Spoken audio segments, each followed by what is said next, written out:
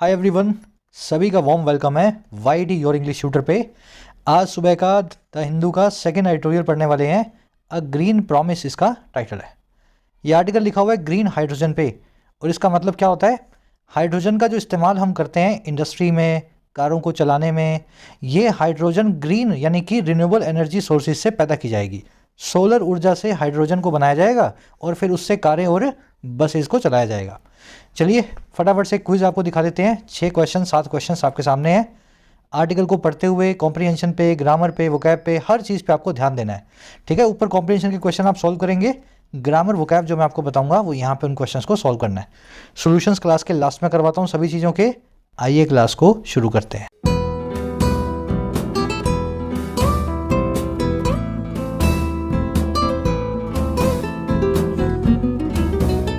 चलिए, आज का आर्टिकल जो बेस्ड है वो है ग्रीन हाइड्रोजन मिशन पे। तो इस आर्टिकल को पढ़ने से ग्रीन हाइड्रोजन मिशन भी आपको समझ में आ जाएगा, इस पे डिस्क्रिप्टिव लिखना भी सीखोगे, साथ में एमसीक्यू जो करंट अफेयर्स के हैं वो भी यहाँ से सॉल्व होंगे। कह रहे जी अ ग्रीन प्रॉमिस। देखिए, ग्रीन का मतलब है हरा, प्रॉमिस का मतलब है वादा। वादे के लिए, प्रॉमिस के लिए एक और वर्ड हम यूज़ करते हैं, VOW, वाओ। ठीक है, कसम के लिए, वादे के लिए वर्ड यूज़ होता है ना, कमिटमेंट के लिए।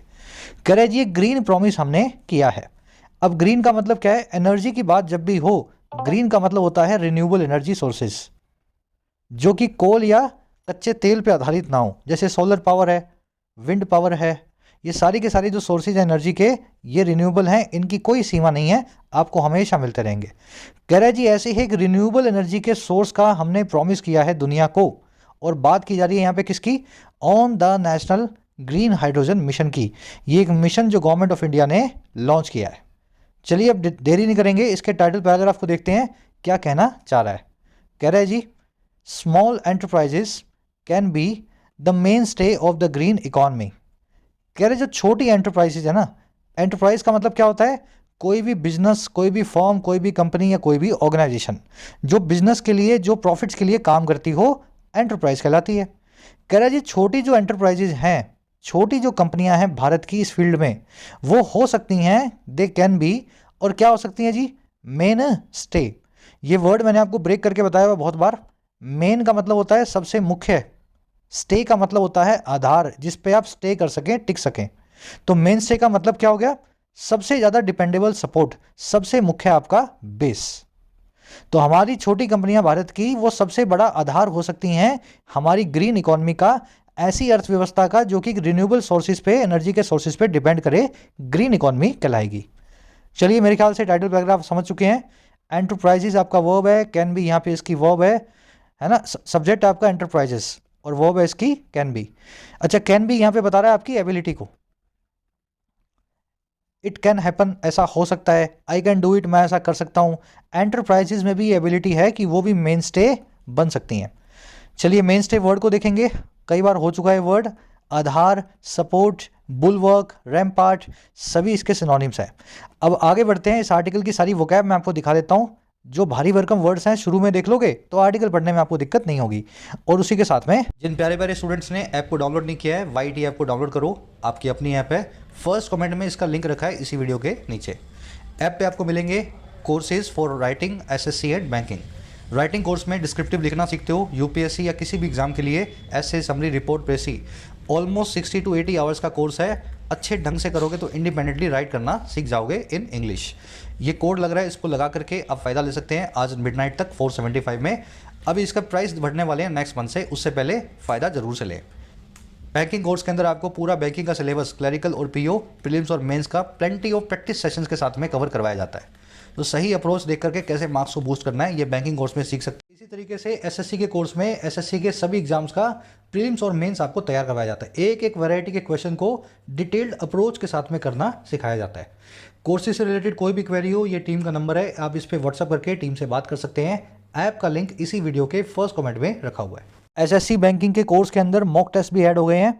वीडियो देखने के साथ साथ हर क्वेश्चन को मॉक टेस्ट की फॉर्म में आप कोर्स में अब अटेम्प्ट भी कर सकते हैं। चलिए, आज के वर्ड्स हैं bulwark, stock, entail and integral. Bulwark मैंने आपको भी बताया, मेन स्टे का सिनोनिम है। इसको rampart, bedrock, linchpin, fencing, parapet भी बोलते हैं। सबसे डिपेंडेबल सपोर्ट जो होता है वो आपका बुलवक होता है। किसी भी परिवार का बुलवक होता है उस परिवार का सबसे बड़ा आदमी, जो सबके लिए ब्रेड विनर हो। एग्जाम्पल दे रहा हूँ मैं आपको, आपके परिवार में आपके पापा है ना, वो आपका बुलवक है। आपकी मम्मी आपका घर का बुलवक है, घर के कामों के लिए बुलवक है। इस तरीके से इस वर्ड को आपको याद रखना है। Law is the bulwark of society. जो लॉ है, कानून है, वो समाज का सबसे बड़ा डिपेंडेबल सपोर्ट होता है, बुलवक होता है। वैसे ही the France made Rafale aircraft are our strongest bulwark against the enemy. France में बने हुए राफेल एयरक्राफ्ट जो हैं हमारा सबसे बड़ा डिपेंडेबल सपोर्ट है दुश्मन के सामने, एनिमी के सामने। तो ये वर्ड मेन स्टे आर्टिकल में आज आप देख चुके हैं, इसको याद रखें। चलिए देखो, कभी कोई वर्ड आ जाएगा, कल बुलवक आ जाएगा, परसों बेडरॉक आ जाएगा, फिर रैम्पार्ट आ जाएगा। जितनी बार जब ये वर्ड्स आएंगे मैं आपको रिपीट करवाऊंगा और ऐसे ही आपकी वोकैब जो है रेडी होती है। अगला वर्ड है स्टोकर। स्टोक एक वर्ब होती है। एक वर्ड होता है स्टोक, इसका मतलब होता है माल। एक वर्ड होता है स्टोक, इसका मतलब होता है किसी चीज़ को भड़काना, आग में घी देना। अगर आपको गुस्सा आया हुआ है, मैंने आपको कुछ और कह दिया, तो मैंने आपके गुस्से को स्टोक किया है, इंसाइड या इंस्टिगेट किया है। भड़काने को स्टिरअप करना, फैन करना, किंडल करना या विप अप करना भी बोलते हैं। The USA is often accused of stoking wars in order to boost its thriving weapons economy. America अक्सर अक्यूज्ड होता है, अमेरिका पे अक्सर लगते हैं आरोप वॉर्स को, यानी कि जंगों को भड़काने के, स्टोक करने के। और क्यों लगते हैं भाई?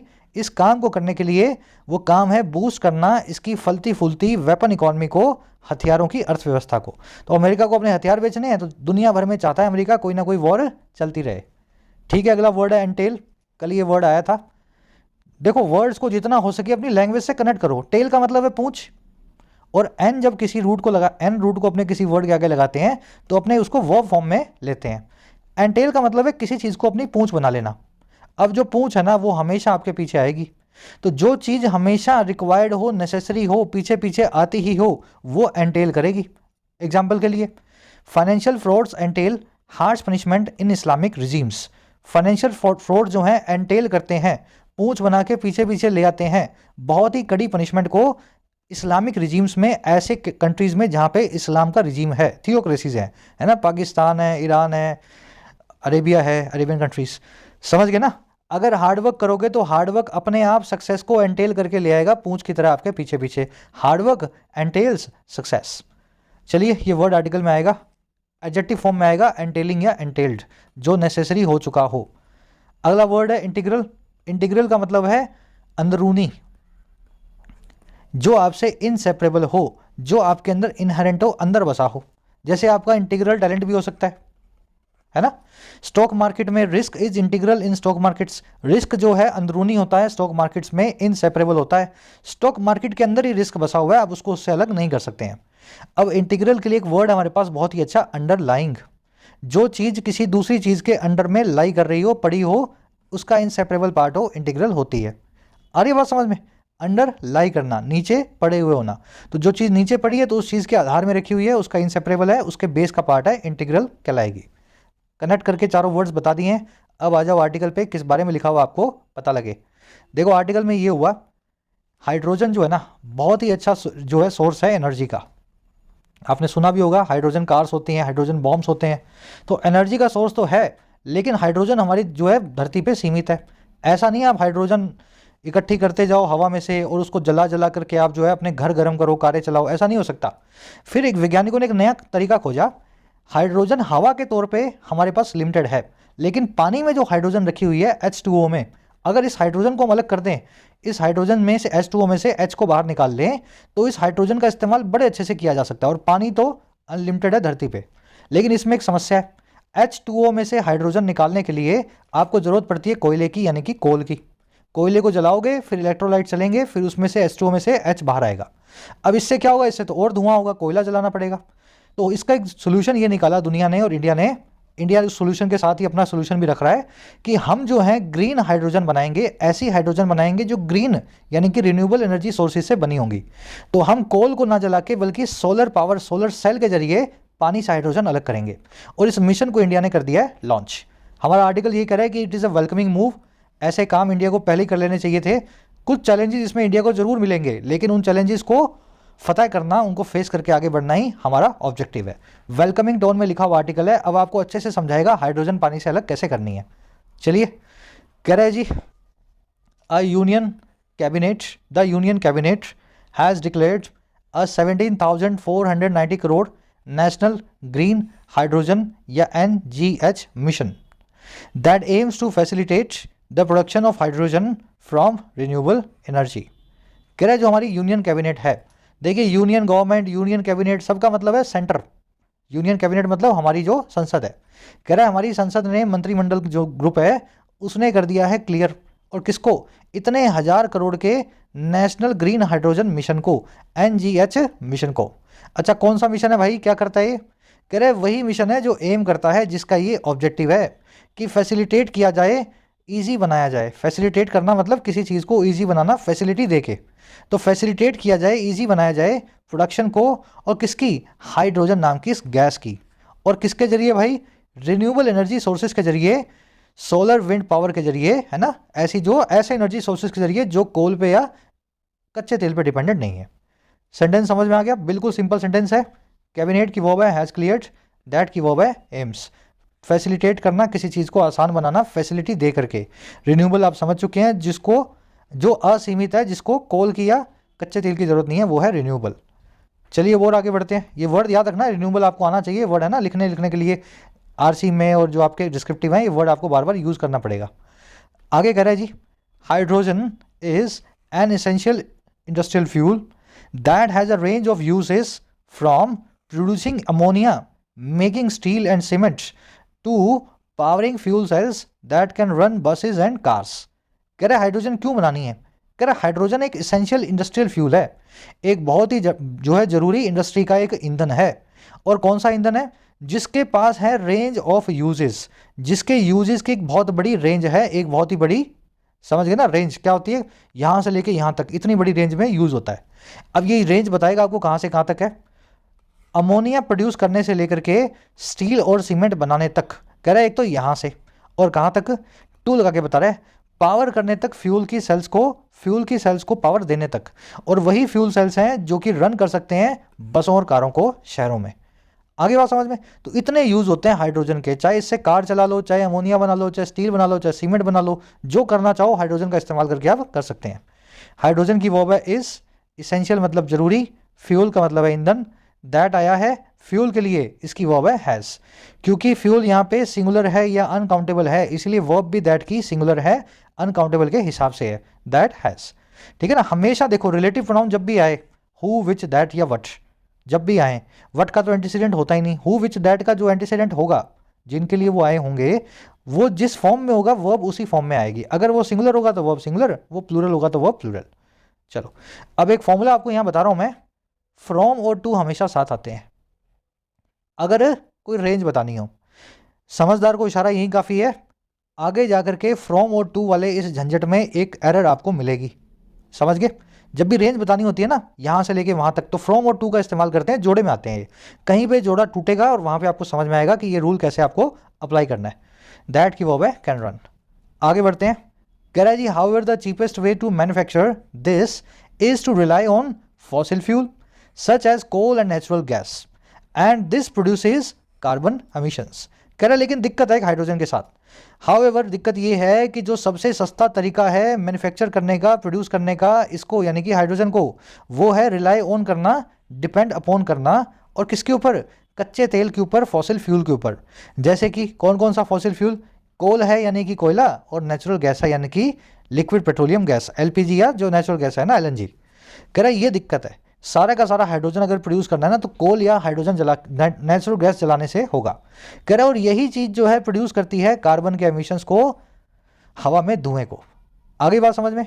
वे की वर्ब है इज, दिस की वर्ब है प्रोड्यूसेस, रिलाई के साथ में लगा हुआ है on, rely on, depend on, hinge on, ये हमेशा ऐसे ही चलते हैं, याद रखना। रिलाई, डिपेंड, हिंज, इनके साथ में ऑन, और कभी कभी लगा हुआ मिलेगा आपको अपॉन, जो कि एक ही बात है। ठीक है, लिख देता हूं यहाँ अपॉन। तो ऑन या अपॉन ही आएगा, इसके अलावा कुछ और नहीं आएगा। आप इसके साथ में एट लगा हुआ नहीं देखेंगे, बाय लगा हुआ नहीं देखेंगे, है ना? तो याद रखना है इसको। हिंज के साथ में एट लगा दूं तो समझ जाना सेंटेंस में एक एरर बन गई है। चलो और आगे बढ़ते हैं। कह रहा है जी the concerns over global warming and the gradual but steady embrace of alternative fuels have stoked the world's interest in producing hydrogen from renewable energy sources. कह रहा है जी जो कंसर्न्स हैं, जो चिंताएं हैं, और किसको लेकर के, ओवर लगा के बता रहा है, ग्लोबल वार्मिंग को लेकर के, दुनिया में बढ़ती हुई गर्मी को लेकर के, और जो ग्रेजुअल लेकिन स्टडी एम्ब्रेस है, ग्रेजुअल मतलब धीमा, स्टडी मतलब लगातार, कह रहा है जो कछुए की चाल से होता हुआ धीमा लेकिन लगातार होता हुआ जो इम्ब्रेस है, इम्ब्रेस का मतलब होता है एक्सेप्टेंस, किसी चीज़ को ब्रेस कर लेना, किसी चीज़ को गले लगा लेना, कह रहा है जो एक्सेप्टेंस है ऑल्टरनेटिव फ्यूल्स का, ऐसे ईंधनों का जो ऑल्टरनेटिव एनर्जी से बने हैं। कह रहे हैं इन दोनों चीज़ों ने ना किया क्या, इन दोनों चीज़ों ने भाई, इन्होंने स्टोक किया है, भड़काया है, इंसाइड या इंस्टिगेट किया है, और किसको, सारी दुनिया के इंटरेस्ट को, रुचि को, और किसमें, प्रोड्यूस करने में हाइड्रोजन को रिन्यूएबल एनर्जी सोर्सेज से। और कैसे कैसे रिन्यूएबल एनर्जी सोर्सेज भाई, सच एज जैसे कि सोलर एंड विंड एनर्जी। आगे बात समझ में?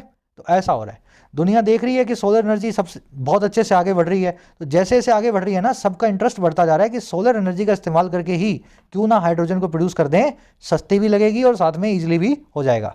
सेंटेंस की स्ट्रक्चर देखेंगे, कंसर्न्स और इम्ब्रेस दोनों की वर्ब है, एक सेकेंड रुकना, कंसर्न्स और इम्ब्रेस दोनों की वर्ब है हैव स्टॉक्ड, और कुछ देखने वाला है नहीं, वर्ड के आगे हमेशा द लगेगा, जब हमारी दुनिया की बात होगी द वर्ड लगा के बताते हैं हम इंसानी दुनिया की बात कर रहे हैं। ग्रेजुअल का मतलब होता है जो हो धीमा धीमा, बहुत ही, समझ गए ना, स्टेप बाय स्टेप मैनर में हो, उसको बोलते हैं ग्रेजुअल। स्टडी का मतलब होता है जो हो लगातार या कंटिन्यूस। आगे क्या हुआ, कह रहा है this however is relatively expensive, कह रहा है लेकिन ये जो चीज़ है, हालांकि ये है तुलनात्मक तौर पे, रिलेटिवली या कंपैरेटिवली थोड़ी सी महंगी, थोड़ी सी एक्सपेंसिव। तो सोलर सेल बनाना पड़ेगा, बहुत महंगा लगता है, पहले उसको बनाने में कैपिटल लगेगी, तो ये सारा काम जो है ना महंगा हो जाता है हाइड्रोजन बनाने के लिए।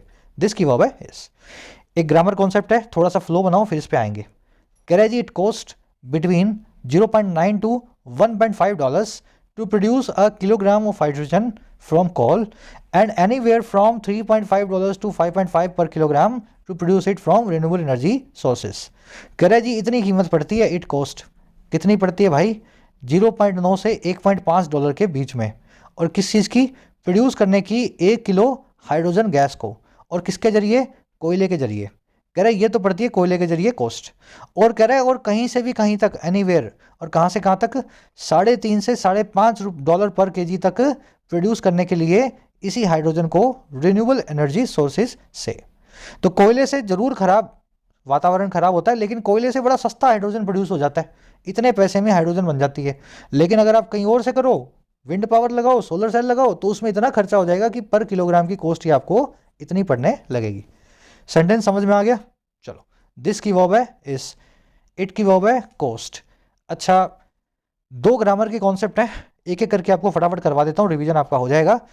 ये जो पहला वाला, ये जो सेंटेंस आप देख रहे हो ना, इसमें जो कॉन्सेप्ट आएगा उसमें पड़ी हुई है एक एरर, सेंटेंस में एक एरर रखी हुई है, एक बार ढूंढने की कोशिश करो।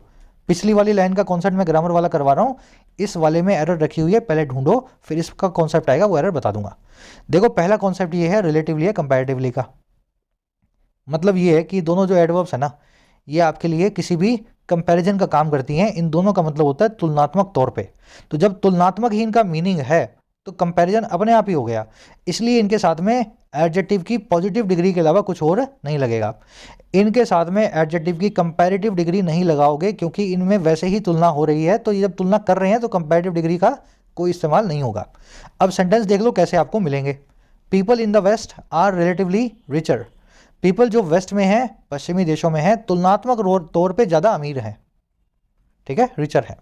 सेंटेंस देखने में सही है लेकिन एक्चुअली गलत है, इसको इंप्रूव किया जा सकता है। रिलेटिवली आ गया तो रिचर लगाने की ज़रूरत नहीं है। क्यों ज़रूरत नहीं है? क्योंकि इसमें अपने आप ही तुलना हो गई, तो जब तुलना के लिए रिचर लगाना था, तो ये जब तुलना कर गया है तो फिर इसकी क्या ज़रूरत है, तो इसको पॉजिटिव डिग्री में बदलो, यहाँ लिखो रिच। आ रही है बात समझ में? वैसे ही people in the West are comparatively richer than those in Asian Africa, West के पीपल तुलनात्मक तौर पे ज़्यादा महंगे, ज़्यादा रिचर हैं, ज़्यादा अमीर हैं, बजाय उन लोगों के, उन दोस्त के जो एशिया या अफ्रीका में रहते हैं। अब देखो, इस केस में भी वही किया जा सकता है, रिलेटिवली कंपैरेटिवली के साथ में रिचर लगा हुआ है, मैं इस रिचर में से रिच को निकाल दूंगा, ER को पीछे हटा करके। लेकिन इसमें एक दिक्कत है, दिक्कत ये है कि यहाँ पे लग गया सर देन, और देन लगने की क्या दिक्कत है जी, देन की दिक्कत ये है कि देन तभी लगाया जाता है जब आपके पास तुलना हो रही हो, और तुलना के लिए आपको देन के साथ में कंपैरेटिव डिग्री लगाना जरूरी है। आई बात समझ में? तो मुझे यहाँ रिचर तो लिखना ही पड़ेगा इस देन की वजह से। भाई यहाँ तो था नहीं देन, मैंने रिचर का रिच बना दिया रिलेटिवली के हिसाब से, लेकिन यहाँ पे देन के हिसाब से अब रिचर आएगा ही आएगा। अब दिक्कत ये है कि ये दोनों साथ नहीं आ सकते, तो क्या करें, कंपैरेटिवली को इस केस में से निकाल दो। भाई फॉर्मूला यही है ना, इसको और इसको साथ में नहीं लेना, तो साथ में तो अभी भी नहीं रखा मैंने। हाँ, अब मैंने रिचर को रख लिया, कंपैरेटिवली को निकाल दिया, देन के साथ में रिचर को ऐड कर दिया। पहले वाले केस में रिच को रिच बना दिया, रिलेटिवली को रखा रहने दिया। तो ये सिंपल सा कॉन्सेप्ट है, थोड़ा सा ट्रिकी तो नहीं है यार, लॉजिकली है। देखो लॉजिक मैंने आपको दे दिया है। चलो अब आगे बढ़ते हैं। इसमें जिसको एरर मिल गई उसको बहुत बहुत बधाई, डालना कमेंट्स में, फटाफट मैं आपको कॉन्सेप्ट बता रहा हूँ। इसमें कॉन्सेप्ट ये है कि जब भी कोई रेंज बताई जाए आपको, तो रेंज आएगी या तो फ्रॉम से टू तक या बिटवीन से एंड तक, मिक्स नहीं करना है। ऐसा ना हो फ्रॉम के साथ में एंड लगा रहे हो, बिटवीन के साथ में टू लगा रहे हो, ऐसा नहीं होगा। रेंज बताओगे इसी तरीके से बताओगे। The cost of a 2 BHK villa in this locality range is between 20 lakh to 25 lakh. जो कॉस्ट है, जो कीमत है एक 2 बेडरूम हॉल किचन जो है विला की इस लोकेलिटी में, इस जो है कॉलोनी में, वो रेंज करती है, उसकी रेंज है। और कहाँ से कहाँ तक? 20 लाख से 25 लाख के बीच में। देखने में सही लग रहा है लेकिन गलत है। 20 से 25 के लिए 20 to 25 नहीं लिखोगे। देखो यहाँ पे बिटवीन लग चुका है, बिटवीन के साथ में आता है एंड, ये 2 यहाँ पे गलत है, तो यहाँ पे 2 को निकाल दो और यहाँ इसकी जगह लिख दो एंड। समझ आ गई बात? बिटवीन के साथ क्या आता है जी? बिटवीन के साथ में आता है एंड। और मान लो इस 2 को रखना ही है, ये अच्छा लग रहा है आपको, तो फिर बिटवीन को निकाल दो, यहाँ लगा दो फ्रॉम को। तो फ्रॉम के साथ में 2 रख सकते हो, बिटवीन के साथ में एंड रख सकते हो, लेकिन आपस में कंफ्यूज मिक्स नहीं कर सकते हो। वैसे ही the train halts 4 times during its journey from Ahmedabad to Jaipur. Train 4 दफ़ा रुकती है, होल्ड करती है 4 टाइम्स अपनी सफ़र के दौरान अहमदाबाद से जयपुर के बीच में। तो अहमदाबाद एंड जयपुर नहीं, फ्रॉम के साथ में 2 लग जाएगा, या फिर एंड रखना ही है, एंड रखना ही है तो फिर फ्रॉम की जगह पे बिटवीन लग जाएगा। समझ में आ गया कॉन्सेप्ट? अगर इस कॉन्सेप्ट को अप्लाई करें तो इस राइटर की गलती आपको अभी दिख जाएगी, इसने जोश जोश में क्या कर दिया, बिटवीन के साथ में 2 लगाया। ठीक है ना? तो एसएससी वाला एग्जामिनर आपको माफ़ नहीं करेगा, वहाँ पे बिटवीन के साथ में एंड लगवाएगा, बैंक वाला एग्जामिनर आपसे एक्सपेक्ट करता है। चलो आगे बढ़ते हैं। 2 कॉन्सेप्ट हो गए। कह रहा जी, just as solar power tariffs in India have now dipped below that of coal power, the government hopes that green hydrogen और that produced directly from renewable energy will also cost less than the current price to make hydrogen from fossil fuel sources. कह रहे जी, just as जैसे ही solar power के जो tariffs हैं, solar power के जो rate है भारत में यानी इंडिया में, वो डिप कर गई हैं, गोता कर गई हैं। अब जाके नाउ, डिप करना मतलब गोता खाना, और किसके नीचे गोता खाया भाई? उसके नीचे खाया है जो है कोल पावर से। आई बात समझ में? जो टैरिफ्स है ना, जो टैरिफ हैं इंडिया में सोलर पावर के, उस टैरिफ के नीचे चले गए हैं, दैट के नीचे चले गए हैं जो है कोल पावर का। कह रहे जैसे ये काम हुआ वैसे क्या हुआ? कह रहे कोल पावर के या सोलर पावर के कोल से सस्ते होते ही सरकार भी अब होप करने लगी है, सरकार को भी ये आशा है कि दैट वो ये कि जो ग्रीन हाइड्रोजन होगी, या फिर वो वाली हाइड्रोजन जिसको प्रोड्यूस किया जाएगा पूरे तरीके से रिन्यूएबल एनर्जी के जरिए, सोलर और विंड एनर्जी के जरिए, वो भी अब कॉस्ट करने वाली है, उसकी भी कम कीमत आने वाली है। और किससे कम?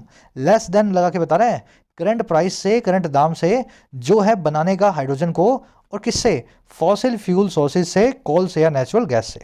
तो अपने देश में सोलर पावर के दाम घटने लगे हैं, सोलर से जो बिजली बनती है वो सस्ती बनती है बजाय कोयले के। तो सरकार को भी यही आशा होने लगी है कि अब जो है ग्रीन हाइड्रोजन जो बनेगी वो भी सस्ती बनने लगेगी, जो हम कोयले से बनाते हैं उसके बजाय।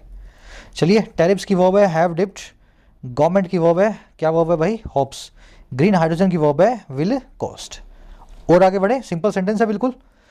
आगे क्या कह रहा है? अच्छा, यहाँ पे कंपैरिजन के लिए दैट लगाया गया है टैरिफ को टैरिफ के साथ में। तो जैसे यहाँ पे टैरिफ्स लिखा गया तो यहाँ भी दैट की जगह पे दोज आ सकता था। अब ये कॉन्सेप्ट डिटेल में नहीं करवा रहा हूँ, जो लोग बेसिक्स कर चुके हैं, क्लास में रेगुलर हैं, इस कॉन्सेप्ट को जानते होंगे। फिर कभी आएगा तो डिटेल में करवा दूंगा। ठीक है? तो जिनके कन्फ्यूजन हो ना तो समझ लेना, यहाँ पे अगर मैं इस आर्टिकल को लिख रहा होता तो मुझे दोज लगाना चाहिए था। दैट वैसे गलत नहीं है, टैरिफ भी यूज़ किया जा सकता है कोल पावर के साथ। चलो और आगे बढ़ते हैं। और क्या कह रहा है जी? और कह रहा है जी, the NGS mission aims to create an enabling environment for the Indian industry to develop the infrastructure to produce and transport green hydrogen from certain nerve centres to production hubs. लंबा सेंटेंस है, यहीं रुक जाओ, आगे और बढ़ेगा ये तो। कह रहा है जी जो नेशनल ग्रीन हाइड्रोजन मिशन है ना, ये एम करता है और क्या करने पे भाई, कि क्रिएट करेगा एक इनेबलिंग एनवायरनमेंट को।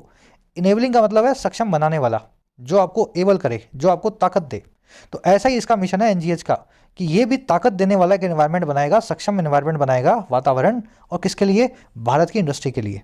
और क्यों बनाएगा भाई, क्या है कि कहाँ की इनेबलिंग है ये सक्षमता है डेवलप करने की, विकसित करने की ऐसे इंफ्रास्ट्रक्चर को, ऐसे ढांचे को। और जो किस लिए होगा, जो होगा दो चीज़ों के लिए, एक तो बनाने के लिए और एक लाने ले जाने के लिए, ट्रांसपोर्ट करने के लिए ग्रीन हाइड्रोजन को, ऐसी बनी हुई हाइड्रोजन को। और कहाँ से, कुछ खास नर्व सेंटर्स में से। नर्व सेंटर्स वो होंगे जो जहाँ पे हाइड्रोजन बनेगी, जो बिल्कुल नर्व्स की तरह काम करेंगे। सारी हाइड्रोजन वहाँ से प्रोड्यूस होगी और फिर वो देश के सब शहरों में, गलियों, गांवों में पहुँचेगी। तो कह रहा है ये हाइड्रोजन जो बनेगी ना, ये बनेगी और ट्रांसपोर्ट होगी कुछ नर्व सेंटर से, और कहाँ तक होगी, कुछ प्रोडक्शन हब्स तक, ऐसे एरियाज तक जहाँ पे फैक्ट्रीज हैं। कह रहे जहाँ पे उनको यूज़ किया जा सकेगा, where they can be used passive voice में। और कहाँ पे, अलग अलग तरह की इंडस्ट्रियल एप्लीकेशंस में, कभी कार बनाने में, कभी स्टील के प्लांट में, कभी किसी और चीज़ में। बहुत लंबे सेंटेंस है लेकिन बहुत ही आसान है। आज के आर्टिकल की 8 या 9 दूंगा, 10 में से इसको मैं डिफिकल्टी लेवल।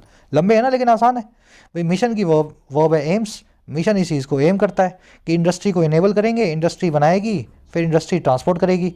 और ट्रांसपोर्ट किसके जरिए करेगी, इंफ्रास्ट्रक्चर के जरिए करेगी, जहाँ पे हाइड्रोजन बन रही है, और वहाँ तक करेगी जहाँ पे इसकी ज़रूरत बनती है, उन प्रोडक्शन हब्स तक। दे की वर्ब है कैन बी यूज्ड। और कुछ यूज है इसमें, और कुछ देखने वाला है नहीं, है ना। चलो, कह जी the NGH mission has committed to finance, the details are not yet public, the manufacturing of electrolysers which use electricity to split water into hydrogen and oxygen. कह रहे जो एनजीएच मिशन है ना, इसने कमिट किया है, इसने वादा किया है। और क्या करेगा भाई, वादा किस चीज़ का है, ये फाइनेंस करेगा, ये पैसा देगा। कह रहे जिसकी डिटेल्स अभी भी हमें नहीं पता किसको कितना पैसा मिलेगा। The details are not yet available, ये बीच में एडिशनल इन्फॉर्मेशन है, डैश से डैश के बीच में। तो मिशन का यही कमिटमेंट है कि ये फाइनेंस करेगा मैन्युफैक्चरिंग प्रोसेस को इलेक्ट्रोलाइजर्स नाम के डिवाइसेस की। अब ये क्या होते हैं भाई, अजीब से नाम वाली चीज़ें। कह रहे ये यूज़ करते हैं इलेक्ट्रिसिटी को, ताकि वो स्प्लिट कर सकें, दो भागों में तोड़ सकें।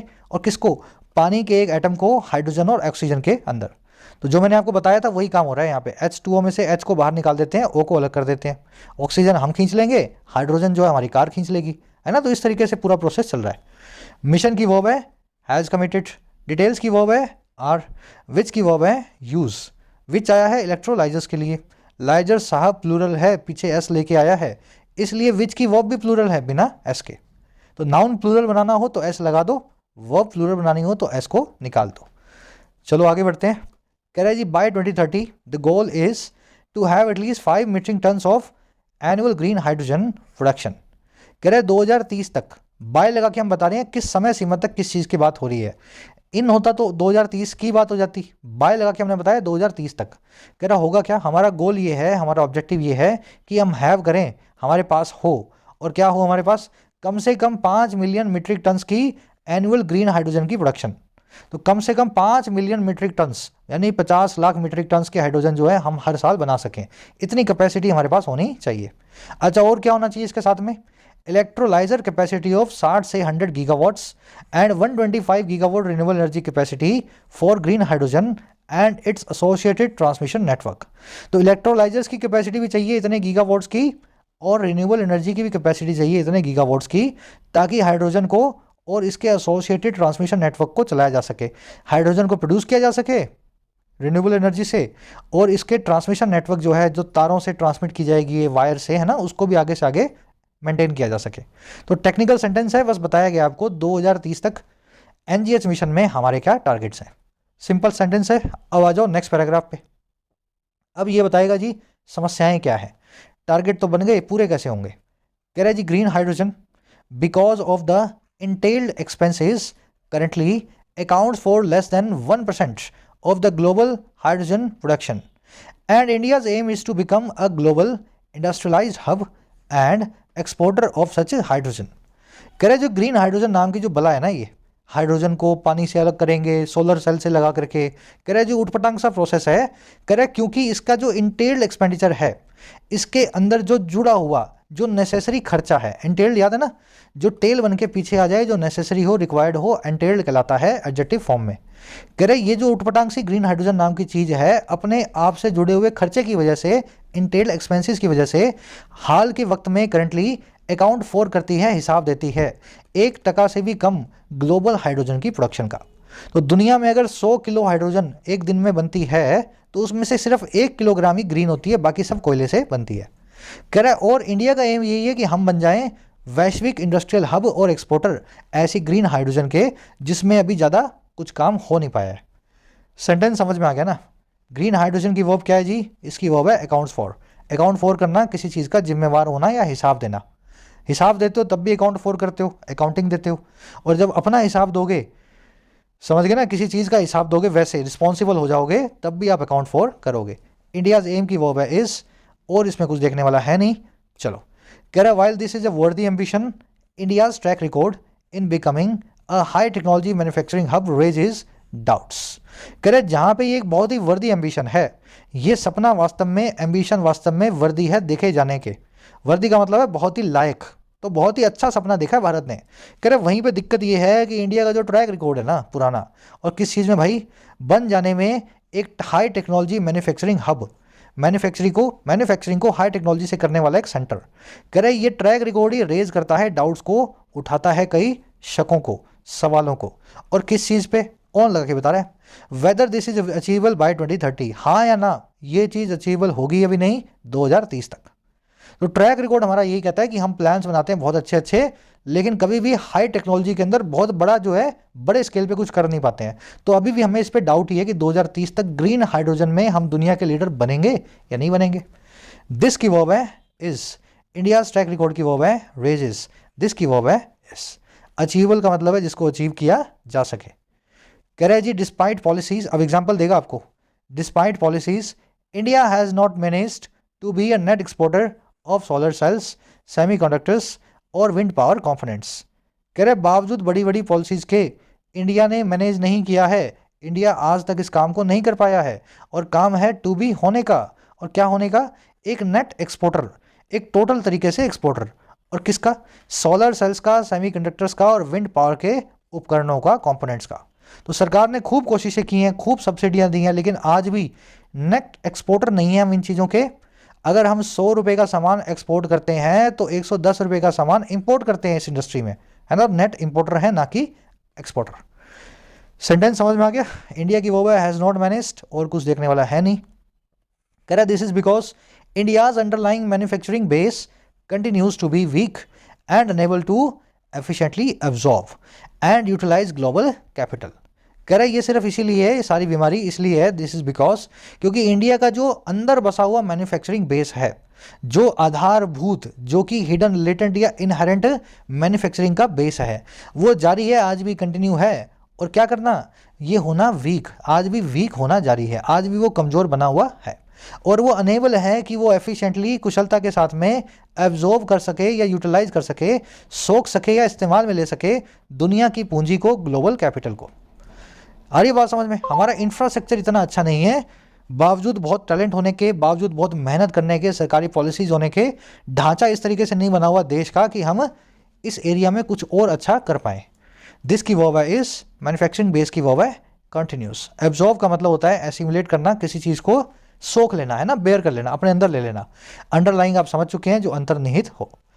अब किसी स्टूडेंट को बात समझ में नहीं आएगी, सर ये इंफ्रास्ट्रक्चर है कहाँ, है ना, कहाँ पे अच्छा नहीं है, जाके हम सही करे आते हैं जहाँ अच्छा नहीं है।